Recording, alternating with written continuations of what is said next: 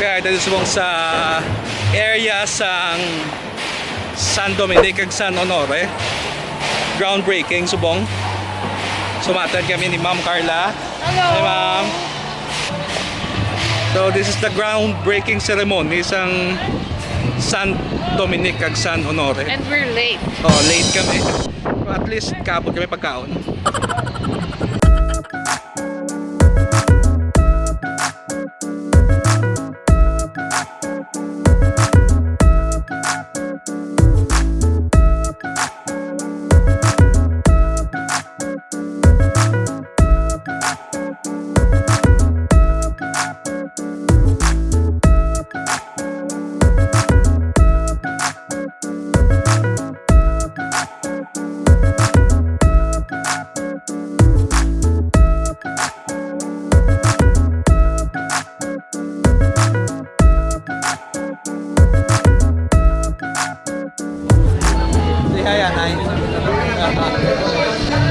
With Ma'am Jen, Carla, Lester, and Madeleine, and Sir Bimbo.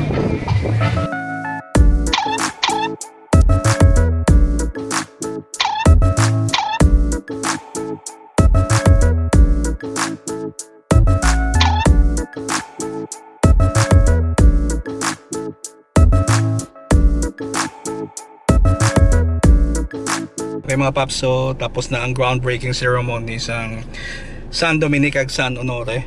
So mga who's sa Iloilo Business Park ato to. So ako Waya. Ling lang ko to. So okay, tapos na. Siguro ang next schedule ko is go back to my home office kag do some work. Okay. The next day. Nagkadto kami sa Vista Mall. It is one of the newer malls in Iloilo.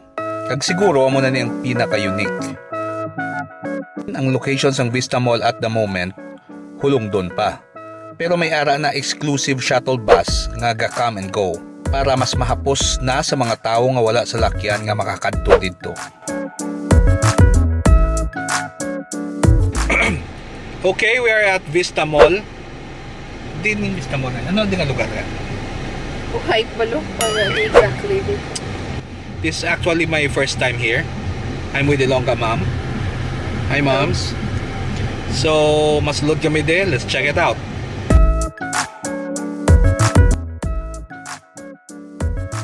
Personally, namian ako sang facade sang Vista Mall. Refreshing iya design kag color combination. Makahambal kagid nga do lain gid man iniya compare sa iban nga mga mall. Pagsuod mo sa Vista Mall, lain gid man siya. I did not expect nga amo ni gali. Hindi siya ya gali parehas sang usual nga mga mall na may mga leasable spaces kag may ara lapad nga hallway para malaktan-laktan sa mga tawo. It's not like that.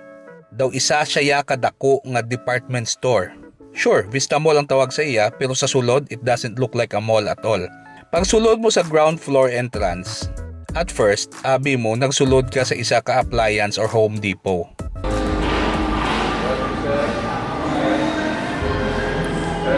Oo. Ano sila, sir? Ha? Ano sila? Ano na? May ano ka ba, sir? May... Oh, parang sa vlog ko sa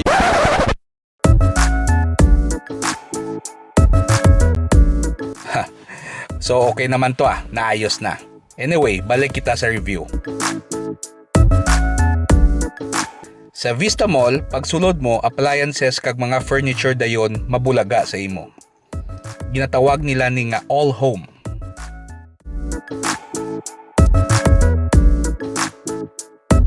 But still, nag-aasa ako nga base ang mall area ara sa second floor. So, nagsaka kami. Nope, still feels like a huge department store. Pero to my surprise, dili gali makita ang grocery or supermarket sang Vista Mall. Yep, sa second floor ila grocery. Usually sa lowest floor gid dan, dibla? But not in Vista Mall. Before ka magsulod sa supermarket or grocery, maagyan mo anay ang ila in-house cake and pastry shop. In fairness, manami ang presentation. Elegante. Sa sulod dayon sang supermarket, may ara kalan-an nga ginatawag nila nga paluto. Ang nami sini ginapili mo sang preska kag lutoon nila in front of you.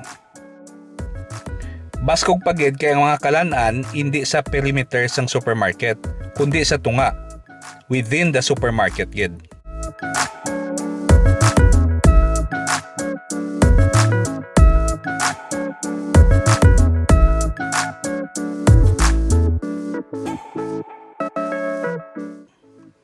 So, explore pagid kami Nagsaka kami sa 3rd floor.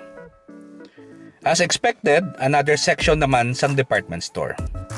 Diri makita mo ang mga women's clothes and apparel, mga hampanganan kag other hobby items.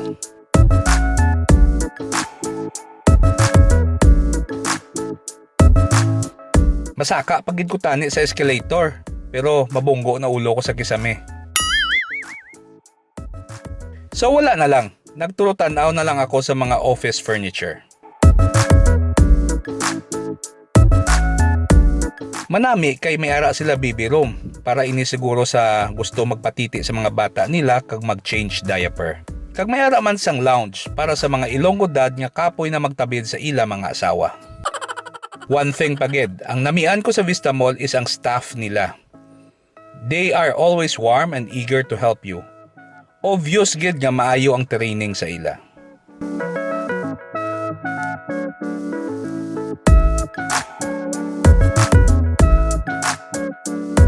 Okay, nagbalik kami sa ground floor para mangapi sa ilang flagship nga coffee shop. By far, amo na niguro ang pinakanami nga coffee shop interior nga nasudlan ko. Hindi lang manami sa panulok, kundi damo ka pa mabasahan nga amusing quotes about coffee.